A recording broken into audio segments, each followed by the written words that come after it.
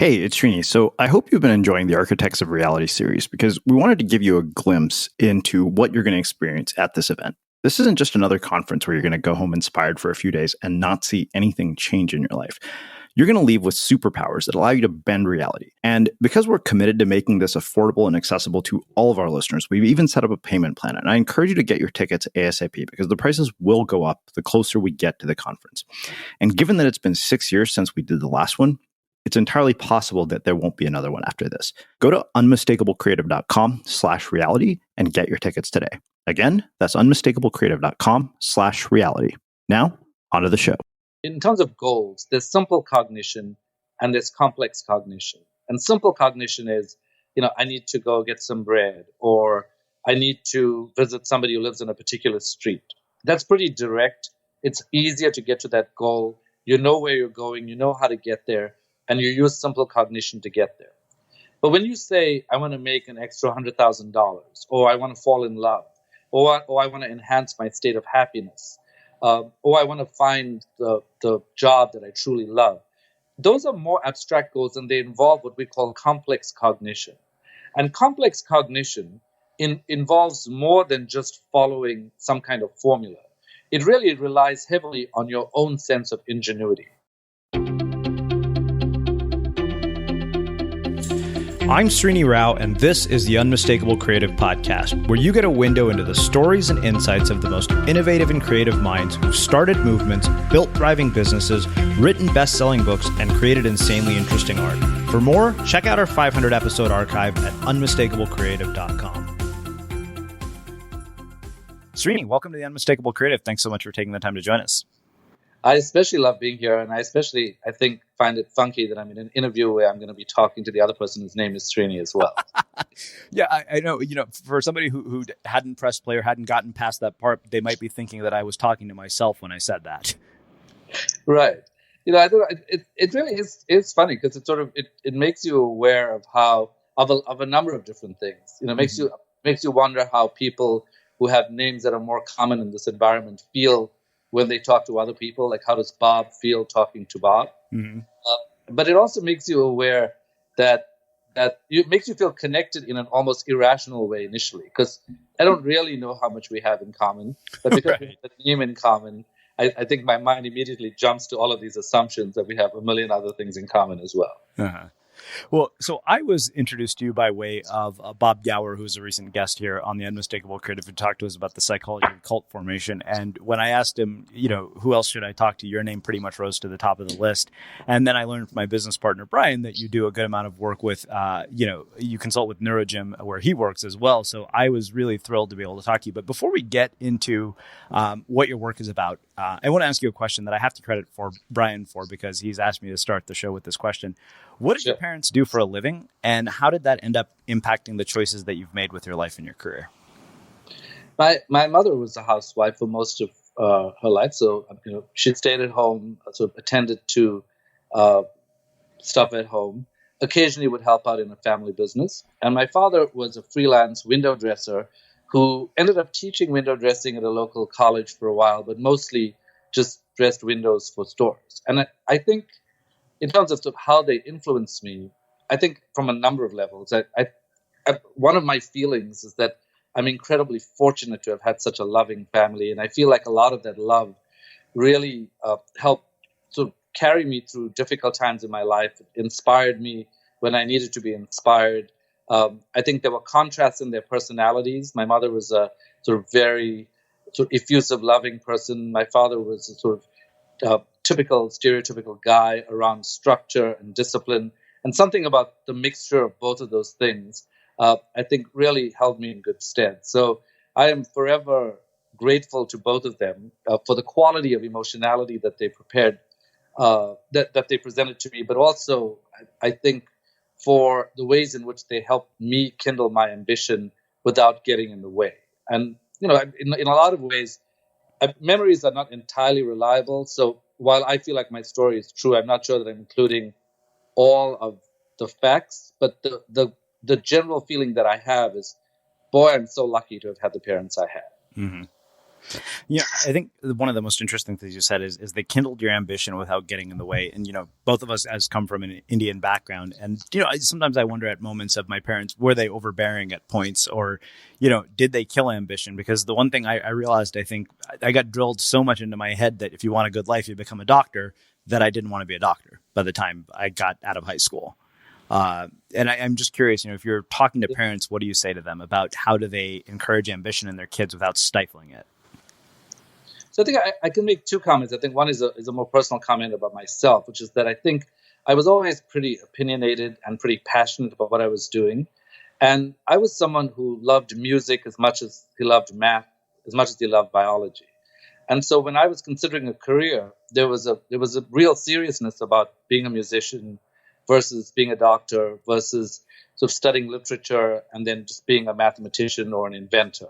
And I think because my father knew how headstrong I was, I think he was smart enough to not insist anything. It was obvious to me that of all of those choices, he wanted me to be a doctor. And even when we talked about my career, my teachers actually called him to school and said, please, it's so classic for an Indian student who's doing well at school to become a doctor. Please, we really do need more diversity in the community. I think he'd be a great musician. He really loves music. And my father said to me, well, your teacher called me to school today and said, I really think you should be a musician, but what do you think about that? And I said, well, I like the thought of it. I said, what do you think about it? And he said, oh, no. I'm not going to be in the position of directing your career and then having to take responsibility for the rest of your life. You make up your mind about what you want to do. It's obvious what my preferences are. And my preferences are just about the fact that I would choose security over a more undefined career with the idea that you can pick that up at some other point in your life and integrate it differently.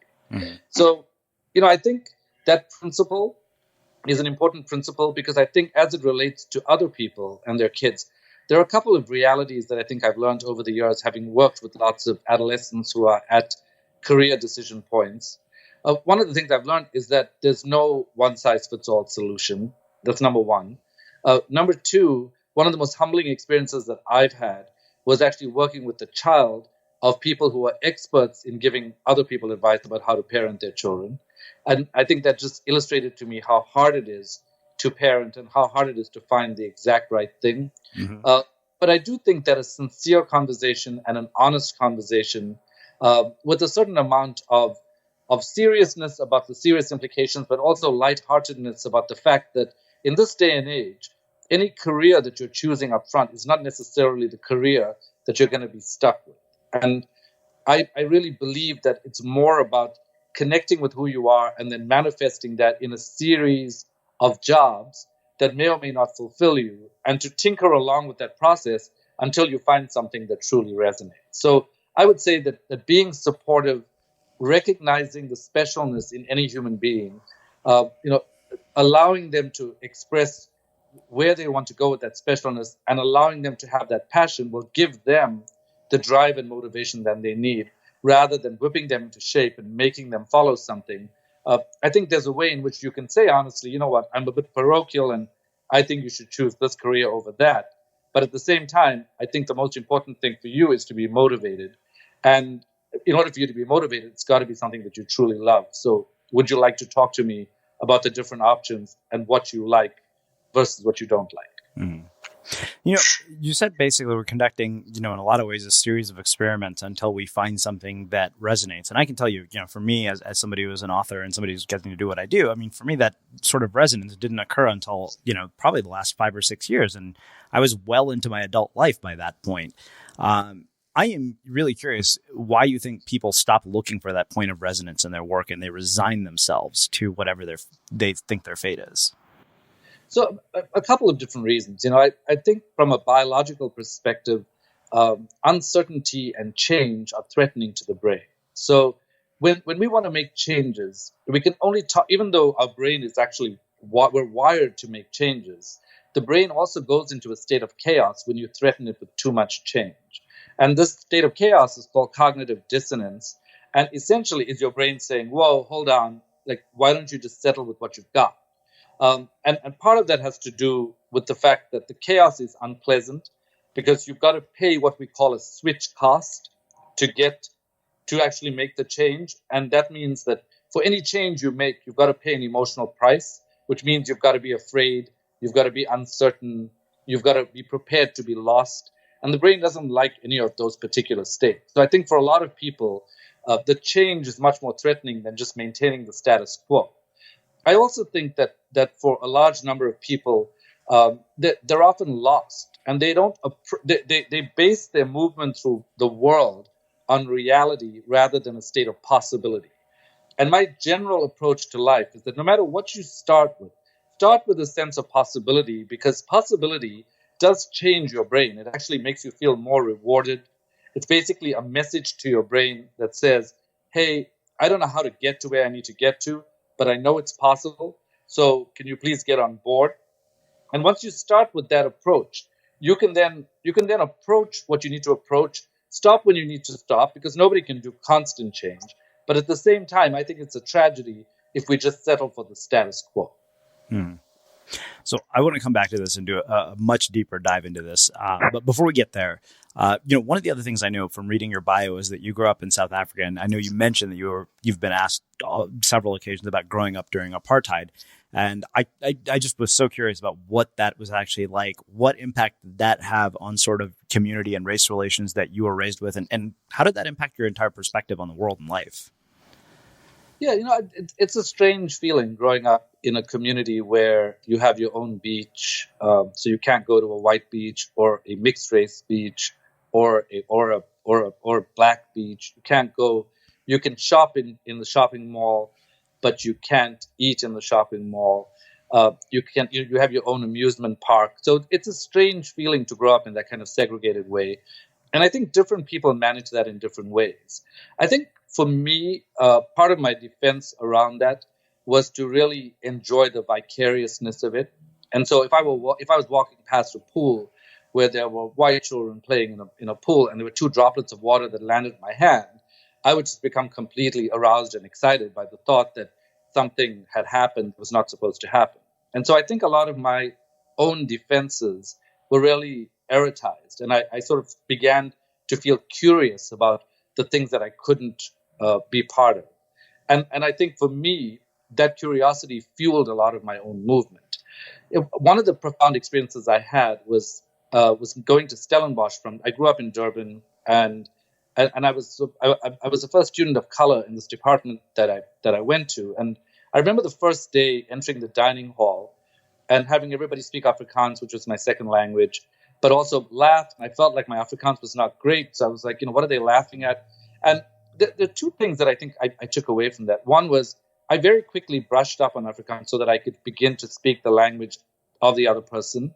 And the second thing was that I actually just took a chance and started socializing with people and recognized that was one of my first experiences where I recognized that when there are differences, we often make assumptions that people on the other side are necessarily, that they feel negatively because of the policy in South Africa. But in that particular instance, I reached out with a sense of genuine curiosity and love and became integrated in that community in a way that I had never anticipated.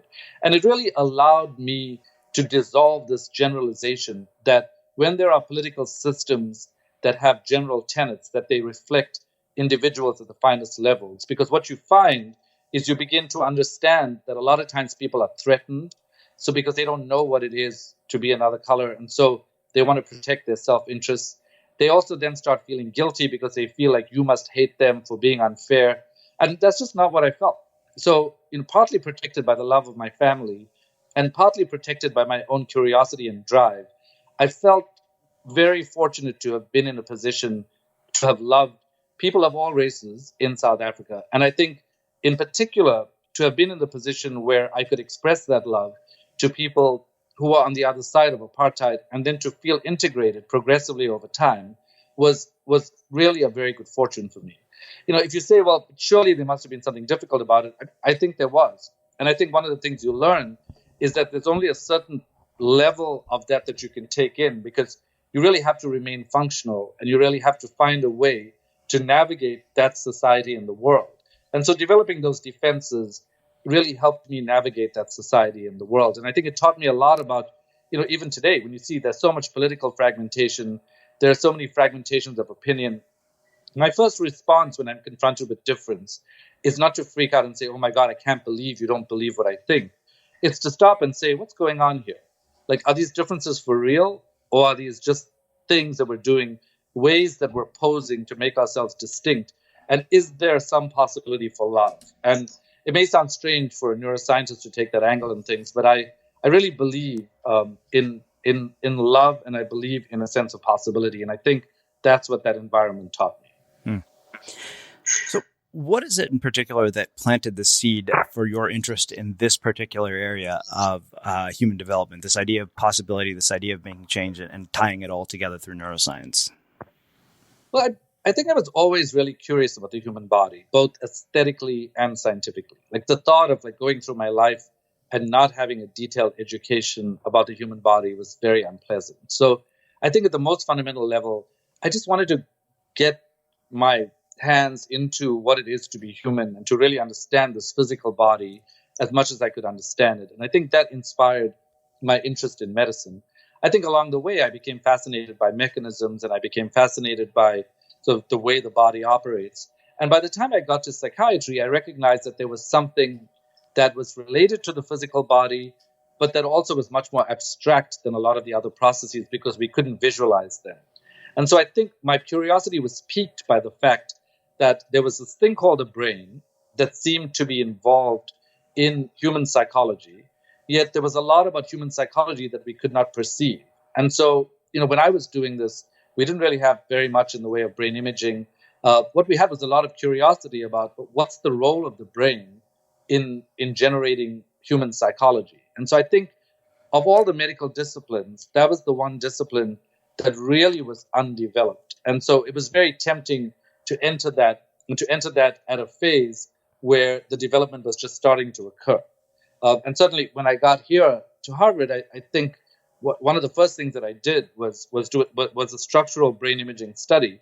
And to give you a sense of how young the field was, when I went to the person who was running the imaging center and said, I'm really interested in understanding brain structures and how we can use computerized analyses to analyze these brains, he said, well, we've got an engineer and we have a computer and you know something about the brain, so why don't you guys figure out a way to do this? It had never been done in this lab before. So it was the excitement of that early time and the curiosity and aesthetics about the human body that really inspired me. I would say over time, one of the things that I love doing, because I have a love for the arts and a love for the sciences, and I have a love for the concrete and a love for the abstract, the idea of integrating spirituality with biology and psychology and understanding this in a social context, that complexity really appeals. So I don't know about you, but vacuuming is not one of those things that I ever look forward to doing. But as you know, your environment has a huge impact on your creativity. So I still like it to be clean wherever I'm living and working. But now it doesn't have to be something that you deal with. If you're like me and you grew up in the 80s, you probably fantasized about the day when cleaning your house would be like it was for the Jetsons, meaning you don't have to lift a finger. Well, the good news is that we're already kind of living in that future. And the easiest way to make sure your floors are clean every day is with the iRobot Roomba Robot Vacuum. It cleans up after itself. The Clean Base automatic dirt disposal takes convenience to a new level, automatically empties its own bin into an allergen lock bag that holds 60 days of debris and traps 99% of pollen, mold, and dust mites so you can forget about vacuuming for months at a time. Let the Roomba clean for you instead. It learns your home, finds dirt, and empties itself on its own. It's got powerful cleaning performance made effortless. Remember, if it's not from iRobot, it's not a Roomba. To learn more, go to irobot.com/unmistakable. Okay, so many questions come from that. So as people are listening to this, it's the start of a new year. And I think that the biggest thing that most people think about as they start a new year is goals, change, everything that they want to have happen in their lives that perhaps didn't happen in the year prior. And, part of the reason I really was intrigued by your work is because you look at it through the lens of, science as well as spirituality, as well as sort of social context. So I guess, the thing, this is a question I've yet to find an answer to. And maybe, given your background, you'll be able to give me an answer. So one of the things that I've noticed as a pattern, and I've seen it in the people who read books, I've seen it in the people who participate in any sort of self-improvement effort, like going to a seminar, is they seem to all be broken up into three groups. There are people who will get the result whether they did that thing or not, because that's just who they are. Then there's people who that thing could become the catalyst for and they could shift it. And then there's people who are stuck in this endless cycle. And I'm curious what really enables, like, why is it that people are unable to make change as a result of their personal development efforts? So I think there are a lot of potential reasons for that. So firstly, in terms of goals, there's simple cognition and there's complex cognition. And simple cognition is, I need to go get some bread, or I need to visit somebody who lives in a particular street. That's pretty direct. It's easier to get to that goal. You know where you're going, you know how to get there, and you use simple cognition to get there. But when you say, I want to make an extra $100,000, or I want to fall in love, or I want to enhance my state of happiness, or I want to find the job that I truly love, those are more abstract goals, and they involve what we call complex cognition. And complex cognition involves more than just following some kind of formula. It really relies heavily on your own sense of ingenuity. Now, we know from brain science, for example, that being motivated is not just about applying large amounts of effort over time. When you say, I am motivated, there are two major parts of that sentence. There's the am motivated part, which has to do with having the drive to do what you need to do. But there's also the I part, which is when you say, I am motivated, the question is, are you present? And one of the reasons that people are not able to be motivated to get to their goals is that there are three sort of factors that we think about when it comes to motivation that we need to consider. One is the truth of what we're doing. Like, is what we're doing something that we truly care about? Secondly, are we aligned? Is this something that we're aligned with? And is this something that we feel that is achievable? And the third is, are there conflicts that are getting in the way of my getting to this goal that I'm not aware of? Now, approximately, a lot of experts would agree that somewhere between 90 to 95% of brain activity is unconscious, which means that we are not aware of the processes that are determining whether we get to our goals or not. And so for a lot of people, there are unconscious conflicts, for example, that stand in the way of their getting to their goals. So, for example, if one of the reasons I really don't like the polarization that's going on in the political rhetoric right now is that this whole idea that the rich are bad and implies that somehow it's good to be poor creates an ambivalence and a sense of guilt about the acquisition of wealth.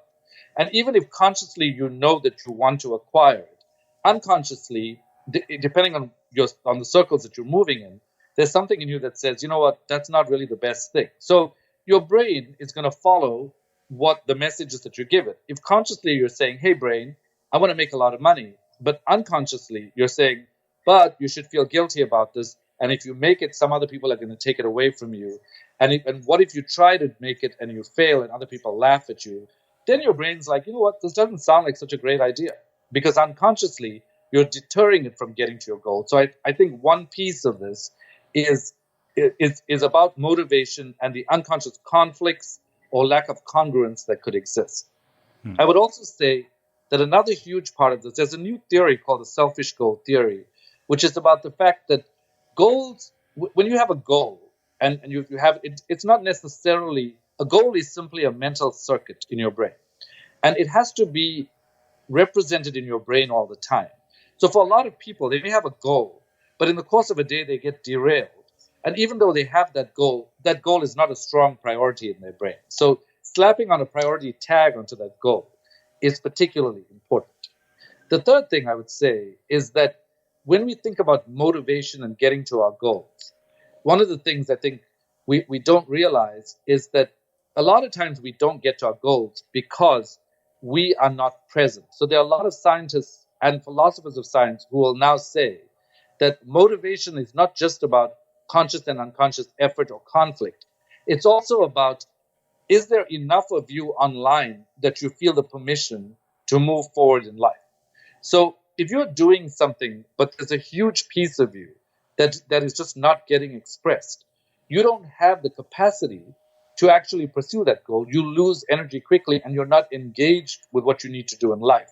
And so, for a lot of people in their brains, there's their manifest selves, which is who they are to other people in the world. But we all have this shadow self, a darker side to ourselves, which it's important for us to get to know, because as we get to know the shadow self, we invite more of ourselves to the table. And so there is a genuine sense of motivation to move forward, regardless of the things we have that we're proud of and the things we have that we're not. So if, for example, you look at some icons in our culture who represent this kind of goal achievement, look at Steve Jobs and his brilliance, and at the same time, his temper and his lack of consideration. People have told the story that people have said things to him like, you're really not a nice guy about this. And he would say, well, tell me something I don't know. Because somehow in himself, it was not that he was self-satisfied. It was that he recognized that there were these parts of himself that he could deal with and parts that he couldn't. I think for every human being, there is this part of ourselves that needs to be invited to the table, just of our own self-awareness. And I think if we sterilize that out and we try to follow some kind of formula, then we're not accessing the full power of who we are. And so I think my mantra around the sense of possibility is, above all, tap into your ingenuity, because it is your own ingenuity and brilliance that will take you to your goal. So, for example, in my next book, Tinker, Dabble, Doodle, Try, I point out the One Laptop for All project, where people dropped off a bunch of laptops in a rural part of Ethiopia where kids had never before seen any kind of technology. And so they wondered, what would they do with them? Are they going to sit on them? Are they going to try to eat them? Are they going to draw on them? Well, what they found was that it was just a few hours before they found the on-off button. Within a few days, they were singing ABC songs. And then within a couple of weeks, they had actually hacked Android. And this is from people who had never before had any exposure to technology. I did a similar experiment with a group of executive coaches once, and I had sort of designed this new technology and said, okay, before I tell you how to use it, just take a half hour and explore it and see what you find out about it. Nobody could advance beyond the beginning because they were like, we don't know how to do this. So I think we limit ourselves and we block access to our own ingenuity because we are too busy following other people's formulae rather than really tapping into the fire of our own ingenuity. And if there's anything that I would want to do through this discussion, it is to remind people that there is an innate intelligence that we have, that educational institutions help us shape them, but we have this intelligence that we can access if we bother to take notice of it. Wow. So many more questions. The first being, how do you resolve that unconscious conflict? Like, what can be done to deal with that? So, some people would say that it's important to have some sense of clarity. So so basically put it on the table and say, well, okay, so there's this part of me, there's that part of me. How do I resolve this? I would say that the most realistic solution to that question is that you recognize it without necessarily resolving it, and you let it fuel you through your life. So, for example, a lot of people want to be this and not that. But the reality is that we all have some kind of two-sided self. Like nobody wants to be hypocritical, but at the same time, sometimes you've got to be cruel to be kind. You realize that there's a part of you that's introverted, there's a part of you that's extroverted, there's a part of you that really wants something and a part of you that really doesn't want something. Well, invite both of those parts of you to the table. And then there's a process that this Polish psychiatrist and psychologist describes called positive disintegration, where he says there are two kinds of conflicts that we deal with on a day-to-day basis. The one kind of conflict is what he calls a horizontal conflict. Like, should I stay at my current job or should I leave and go somewhere else? Should I work for a corporation or should I become an entrepreneur? Should I stay single or should I marry this person I'm ambivalent about? So there are a lot of these kinds of conflicts where they're horizontal because they're between two options at the same level of your life. He then says that one of the ways in which you can begin to address and diffuse those horizontal conflicts is to realize what the real question is, which is a vertical conflict, which is, how can I be a higher version of myself? And once you realize that there's something that you want to be that is greater than where you are, and you strive towards that, it often will place those horizontal conflicts in context. So, what one of the things that Jeff Bezos talks about is a regret minimization framework, where he says the way in which he's made decisions is he says, when I'm 80, am I going to regret not doing this? And I would say to people, ask yourself, why don't you guide yourself through your life with the things that matter most? If it matters most to you to have a family, guide yourself with that. If it matters most to be a billionaire, guide yourself with that. Whatever it is you want, guide yourself with that, and you will find that the more authentically self-connected you feel, the more you will be able to connect to others as well, because you will be engaged with your life. So although that's a long story, I think there's two things I would say. If the conflicts are easy, you make them conscious, and then you talk to people you trust, and you look at them yourself. If they're more difficult and you can't really decide, recognize that you can guide yourself out of those conflicts by simply asking yourself, how do I reach a higher level of myself? And what would that look like in the next month, in the next 6 months, and in the next year? And then once you know that that's what you want, whether it's some different income or some different relationship, once you know what that is, let that be your guiding principle. Because I think for a lot of people, we forget that there are things that are worth being guiding principles and there are things that are not. So find the thing that you want to be your guiding principle and live by that. So I'm curious, in terms of reprogramming the subconscious, what kinds of roles, things like, Neurogym, which we talked about before we hit record here, affirmations, that kind of stuff, like what role does that play in the ability to reprogram someone's subconscious? So I think one of the things we know is that we can reprogram the brain, called neuroplasticity. It's possible to change our brains. And one of the basic ways we can do this is with a principle that's called self-talk. So sometimes people think it sounds a little crazy, the whole idea of talking to yourself. But there's a tremendous number of studies that now tell us that if we learn how to talk to ourselves more accurately, we can actually change our brains and change the directions in which our brains are moving. So here are some basic principles as examples, and obviously they would need to be put in context. There's a researcher called Daniel Wegner, and Daniel Wegner studied a principle called ironic process theory, which is simply how to talk to your brain when you're under stress.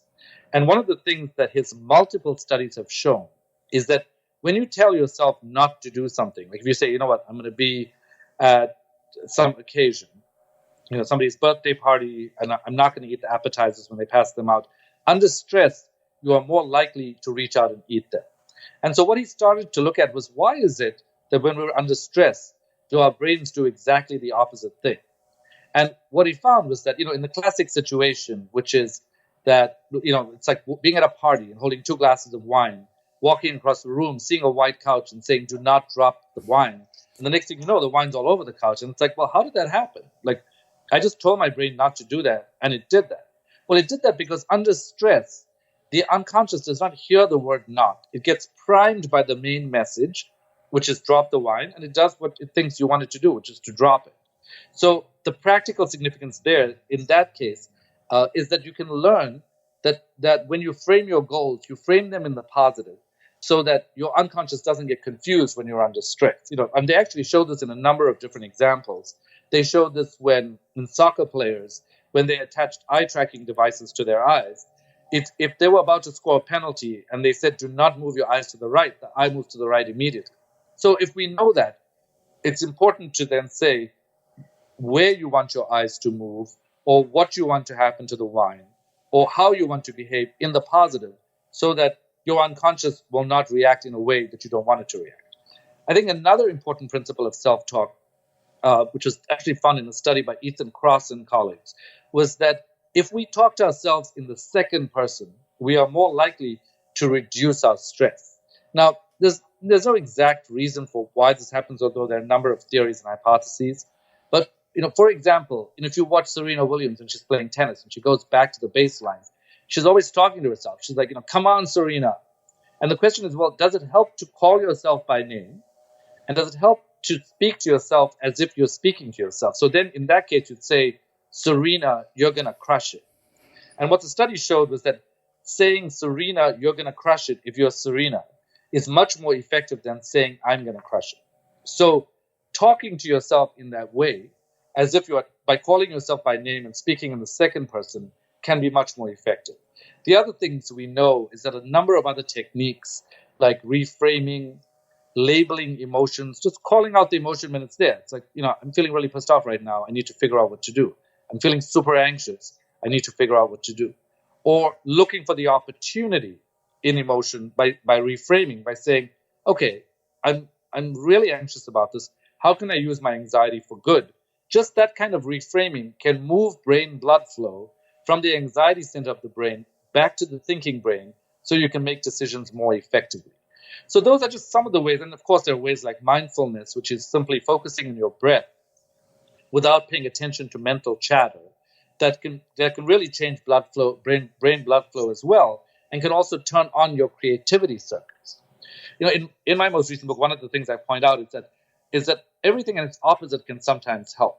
And so in addition to mindfulness, where you are focused on your breath and you're also really ignoring mental chatter, it also helps to daydream in a deliberate way. When you daydream in a deliberate way, you turn on your creativity circuits, and a lot of this is happening unconsciously. So, there was a guy named Jerome Singer who in the 1950s studied this and called it positive constructive daydreaming. And one of the things he said, he found, and subsequently a lot of people have found this, is that if you daydream by just slipping into a daydream, it's not that helpful. And if it's constantly guilty and depressed content, it's not helpful. But if you set aside time in your day where you're like, I'm going to take these 10 minutes, this is going to be my daydreaming time, I am going to decide to daydream, and you practice what they call decoupling perception, which is instead of looking outside, you look inside your mind and you just let your mind wander. Your mind will wander to what is relevant to you much more than you realize. Like, we think we're just daydreaming about random stuff, but in reality, the moment you put yourself into this unfocused state, your brain is able to retrieve delicious parts of your consciousness and then bring these puzzle pieces forward to construct important visions of the future. And so unfocus is another way in which you can tap into these unconscious circuits. And together with focus, when you're in a rhythm of focus and unfocus, this system works really well to activate your unconscious and help you bring up material that you wouldn't ordinarily be able to bring up. Wow. So a couple more questions about this. I think, you brought up the example of increasing income, which is one of my personal interests. And, given, again, that we're at the start of a new year, I'm guessing that's probably on the list of goals. I'm curious if you have the ability to accelerate the pace at which, or the likelihood of the speed at which a goal actually gets accomplished using all of this. Yeah, so, Jocelyn Davis and colleagues wrote a book called Strategic Speed. Excuse me. And in it, they found that there are three factors that can help you accelerate. One is clarity, which is how clear am I about what I want to achieve? Do I know an exact number that I want to achieve? Do I know in what time I want to achieve this? Do I have any sense of how I can achieve this? So the clearer you are, the better. The second is unity, which is everyone in my life on board with this? Because it's one thing to say, I want this, but if your friends are going to be like, hey, where are you? How come you're not around anymore? Or if your significant other is like, you're spending all your time doing this, why aren't you here? Or if you have other responsibilities you have to take care of, and if everyone's not on board, it's very hard to move through the system without friction. And then the third thing is agility, which is, are you prepared to tinker along and change course as you find out what's right or wrong? So for a lot of people, failure is a stop sign and they just freeze. But if you learn to be agile, if you learn to fail fast and recover fast, and tell yourself that every stop sign is really just a detour sign, and it's just saying, hey, don't go there, go here, go somewhere else, you can really help yourself. So the answer to the question is yes, you can accelerate that. That clarity, unity, and agility are the three factors that can help you increase your strategic speed. And if you're looking to start out somewhere, take out a piece of paper, write out what your goal is, write down three things that make it more clear, write down three people who need to be on board, and tell yourself one thing with self-talk about how, when you start the project, if it looks like you're failing, you will see it as a detour rather than some kind of instruction to stop, and you'll choose another direction. And just those three things, by writing that down on a piece of paper, can actually get you started, and then you can build on that. Wow. So you brought up focus earlier, and the reason I am personally very curious about this is I'm in the process of writing a book about creative habits. And so I have two questions about this based on your own research. One, based on the work that you know and the things you know about the brain, how do we bring about more flow in our lives? And then the other is, what is the role of technology in terms of how it's impacting the brain based on kind of what you've done? Like, how are our smartphones affecting us? How do we become more mindful about how we use technology, and what kinds of effects is it having that we're not even aware of? So the idea of flow, I think, it's a big question. It's pretty much one of the major themes in the book that I wrote. But I'll mention a couple of practical things, and then we can go into things that are a little bit more abstract. So positive constructive daydreaming is one of those things. Developing the habit. I always tell people I prefer thinking of a tinker table rather than a timetable. So, we all use our calendars, and we use some form of calendar to schedule stuff. Paradoxically, a tinker table is something where you fix a certain half hour every day or every other day to basically do one of these unfocused activities. And the more you can build this into your day, the less you will stress out your focus circuits. And so in that time, you can do one of several things. So positive constructive daydreaming is one of them. The second thing is napping. We know that 10 minutes of napping can actually improve clarity. And so it can help you feel freer and give you more energy to be thinking in free-form ways. We know that 90 minutes of napping can actually improve creativity. So that's an important thing to do. The third thing with flow is, a lot of people are hesitant about doodling. So if you're on a conference call or you're in an interview and you're talking to somebody, you think that doodling somehow signifies distraction. But there was a study that was done recently that showed that doodling actually improves memory by 29%. And that's because rather than straining our focus circuits, by doodling, we are actually relieving the stress on the focus circuits and allowing our brains to last longer and to be in flow. And then another practical example is what I call psychological Halloweenism, which is a cool technique. It was actually shown, they did a study where they gave people a creative problem to solve, and then they asked them to either imagine themselves as a rigid librarian or imagine themselves as an eccentric poet. And they found that people who imagined themselves as an eccentric poet were able to solve the creative problem more easily. Then they asked the group that imagined themselves as librarians to imagine themselves as eccentric poets, and they were better able to solve that problem. So from a creativity standpoint, from a flow standpoint, it helps to try on different identities throughout the day. And you can wear a different outfit if you want. But just internally, if you can start to feel differently and start to behave like the identity of someone else, it's a playful thing to do, but I think it's particularly helpful. I think from a practical standpoint, those are some of the things you can do. Studies also show that it's actually, it stimulates creative pathways in the brain to walk in sort of undefined pathways rather than a linear pathway. So if you're on a hiking path and you just take another path that's not on the beaten path, you actually are able to stimulate creative circuits more effectively. From a deeply psychological perspective, I think that flow is a lot of how the brain is working anyway. And learning how to surrender to that flow is really what I think everyone's looking for. And I think the problem as we get older is that our prefrontal cortex, our brakes, get really strong. And so we over-apply them and we overuse them. So creating a context where you can learn how to surrender to that in your relationships, in your conversations, in your explorations, can actually go a long way. Connected to a question that you asked earlier, one of the things you asked was, about why it is that we're not able to reach our goals. And there's some really interesting theories around this. There's Kierkegaard's whole idea that even though we say we want to be free, we are threatened by the dizziness in freedom. And that it's that freedom on the one hand is this incredible place where you can be without gravity. On the other hand, it's like being without gravity and you have nothing to hold on to. And so it freaks you out. And so for a lot of people, there's this unconscious messaging, which is be free, but not too free.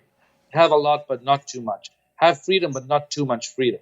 And one of the questions that one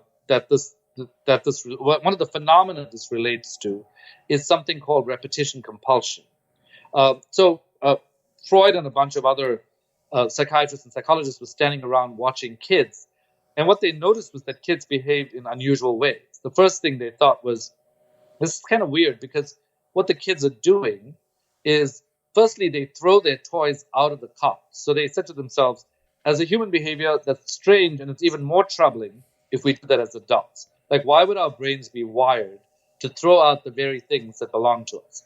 Then they said an even more strange thing happened, which is that the baby started to cry about it. So they were like, well, wait a minute, you just threw your toy out, now you're crying about it. And then the mother brings the toy back and they get really happy. And then the mother turns around and they throw the toy out again. And one of the leading theories around this is that the human brain by default is wired to master disappointment rather than to seek fulfillment.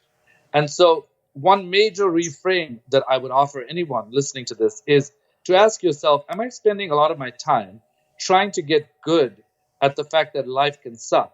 Or am I seeking some kind of fulfilling activity that I actually love rather than just being a coper in life? Because in order to reach your goals, in order to allow yourself to be where you want to be, you need to get out of this habit pathway of mastering disappointment and build into your week at least an hour of doing something that is deliberately fulfilling. Wow. What about the impact of technology, devices, all of this stuff? Well, I think that if you look at the research in this, I think it works in both ways. I think on the one hand, there's a tremendous amount of research that shows that technology affords us the ability to be creative. It's like you get a text message, you can send a video to somebody now, you can choose from that video, you can send emoticons. So, there are ways in which technology it allows us to be more connected, and it also allows us to be more creative. But studies are also showing that technology, on the one hand, we're connected, on the other hand, we're a little bit more disconnected because we're attached to these machines as devices of connection and are losing out on the person-to-person connection. So you go out at dinner and, somebody goes away and you're checking your smartphone rather than looking around you and noticing people around you, noticing the alive quality of people around you. And I think for a lot of people, there's a tremendous amount of addiction. It's like when you check your email. Part of what people don't realize is that we become addicted to it because it's a little bit like a slot machine. You actually, as you're rolling through your email, you're thinking, did I get a good one? Did I get a good one? Did I get a good one? And so we suddenly become addicted to this. And this really tires out the focus circuits of the brain, puts us into habit pathways in the brain, and makes it much more challenging to change. And for that reason, you really want to learn how to build unfocus into your day, to relieve yourself from this addiction, and to allow yourself to benefit from the creative elements of the technology without succumbing to things like the addiction. Wow. I can see now why Bob referred you as a guest. This has been really just fascinating and mind-blowing. I feel like it's one of those conversations that I will probably go back to like 50 times. No, well, you asked really provocative questions. So it's great to think with you about this, because I think one of the paradoxes about having access to this research is that, I don't really believe that there's an ultimate truth. I sort of believe everything I say, and I don't believe everything I say. I recognize that what's helpful about these different frameworks is that they're just that. They're frameworks. And as I emphasized, I think frameworks by themselves are really not enough. You actually have to ask yourself, how can you access your own ingenuity and realize what's really happening? I'll give you an example. I was at a meeting recently, a professional meeting. I was sitting next to someone who apologized for not coming there the day before. And he said, I wasn't there the day before because I was celebrating my 35-year anniversary with my partner. And so the woman who was next to me asked him, oh, how did you meet your partner? And he said, oh, I met my partner at a party in Philadelphia. So in a very literal way, if you were a Martian and you were listening to this conversation and you had this burning question of how do you get to meet someone, what you might gain from that is go to a party in Philadelphia. So I looked at him and I said, why is it that when people describe how things happen, it never sounds quite like the truth. It always feels like it's a summary of events, but the most important pieces are missing. And he turned to me and he said, you know what, I think you're right. And this is why. It's because I was living in Manhattan at the time. And the thing that actually happened was I moved out of a 1-bedroom apartment to a 2-bedroom apartment. And when I made that switch, I realized now that what I was saying to myself was that I had space in my life for someone else. And so when I went to the party, it wasn't so much that there was this magical person, although there certainly was this person there, who I met. It was that something in me was ready to meet that person. And so I think a lot of times we think that we have to prepare, we have to change our thoughts, or we have to do specific things to get to our goals, when in fact, I would say we have to change the medium in which our thoughts are growing. It's like, if you don't have a wet wall, you won't be able to grow moss. If you don't have soil, like a weed is not going to take root in pure cement. In the same way, if you really want prosperity and you really want happiness, you have to ask yourself, is the fundamental nature of your mind prepared to accommodate that happiness? Or are you just accommodating only worries and accommodating only sort of things that don't work out for you? And a lot of people actually do this, by the way. And some of the more recent research has shown that one of the reasons people choose worry over happiness is they don't want to fall from happiness to despair. They would rather be midway at worry. So if something bad happens, the fall is not too great. But what kind of life is that? In that kind of life, you're avoiding. I mean, wouldn't you rather just negotiate what to do if you go from happiness to despair, rather than avoid happiness your entire life? So these kinds of subtleties that I think are an important part of the conversation. They're an important part of self-talk. And I think if we can just be more genuine with ourselves, just to start with, and really try to ask ourselves, after all of this information, like, where do I start? Just ask yourself, if I were living at a higher level of myself, what would that look like a month from now, 6 months from now, or a year from now? And write that down on a piece of paper and just look at it for a couple of weeks. And that information is like plugging in information into your brain's navigator. So it will begin to activate what it needs to activate in your unconscious to get you to your goal. Wow. So I have one last question for you, which is how we finish all of our interviews with the Unmistakable Creative. What do you think it is that makes somebody or something unmistakable? So by unmistakable, do you mean original, or do you mean? Yeah, I mean, ideally, yes, but however you want to define it, because I know people have answered this question a lot of different ways. So are you asking me, what is it that makes somebody unmistakable? Yeah, what do you think makes somebody unmistakable? I think authenticity is really what it's about, because I think as long as you can be authentic, then you are really aligned with who you are. And right or wrong, it's always going to be right for who you are. And I think the willingness to always grow in the context of being as authentic as you can be is a great formula for being unmistakable. Well, this has been just absolutely fascinating and riveting. And like I said, I can see why Bob referred you. Where can people learn more about you and your work? I'm at drsrinipillay.com. And also at neurobusinessgroup.com. And I would love it if people would join the Facebook groups and follow me on Twitter as well. Awesome. And for everybody listening, we'll wrap the show with that. Thank you for listening to this episode of the Unmistakable Creative Podcast. While you were listening, were there any moments you found fascinating, inspiring, instructive, maybe even heartwarming? Can you think of anyone, a friend or a family member who would appreciate this moment? If so, take a second and share today's episode with that one person, because good ideas and messages are meant to be shared.